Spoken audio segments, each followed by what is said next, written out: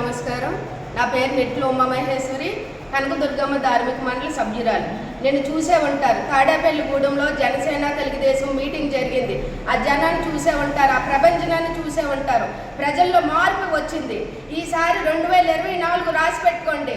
మన తెలుగుదేశం జనసేన కలిపి ప్రభుత్వం జెండా ఎగరేస్తారు.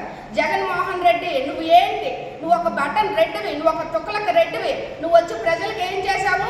దాచుకో అన్న టైప్లో నువ్వు ఉన్నావు. తల్లికి ఏమన్నా చేసావా? చెల్లినేమో అరెస్ట్ చేయించావు. నువ్వా పవన్ కళ్యాణ్ గురించి నువ్వు మాట్లాడేది?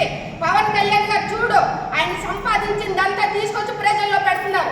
అధికారంలో లేకపోతేనే అంత పెడుతున్నారంటే అధికారంలోకి వస్తే ఇంకా ప్రజలకు ఏం చేస్తారో చూడు ఒకసారి. నువ్వు ఇలా వదిలిపోవడం, అమ్మఒడి ఆ ఒడి ఈ ఒడి అని పథకాలు ఇస్తున్నావు. సాయంత్రానికి చూసేసరికి నాడు జేబీలోంచి డబ్బులు చేస్తున్నావు. ఎంతో మంది చచ్చిపోతున్నారు. అది రోడ్లైనా వేసావా? నువ్వు ఎందుకు పవన్ కళ్యాణ్ గురించి, 3 పెళ్లిళ్ళ గురించి, ఆయన గురించి నువ్వు చెప్పేది ఏమన్నా అవినీతి ఏమన్నా చూపించు. ఆయన ఏమైనా అవినీతి చేశారని నీకులాగా, నీ మంత్రులాగా అవినీతులు లేవు. ఆయన ఈ మధ్యనే నువ్వు విన్నావా లేదో 100 కోట్లకి హైదరాబాద్లో స్థలం అమ్మారు. స్థలం అమ్మి వచ్చి ఏం చేశారనుకుంటున్నావు? ప్రజలకు పంచుతున్నారు. నువ్వు అలా చేసావా? నువ్వు లేవు. నువ్వు 10 సార్లు దోపలు వచ్చాయి. నా కొడకవు నువ్వు.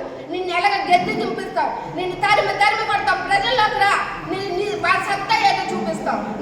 నువ్వేమైనా పిల్లలకి ఏమైనా ఇచ్చావా? ఉద్యోగాలు ఇచ్చావా? ఇంటికి 2 ఉన్నారు. ఎవరు? బీటెక్లు చదివిన వాళ్ళు. వాళ్ళకి ఏమైనా నువ్వు ఇచ్చావా? చెత్త నా కొడక.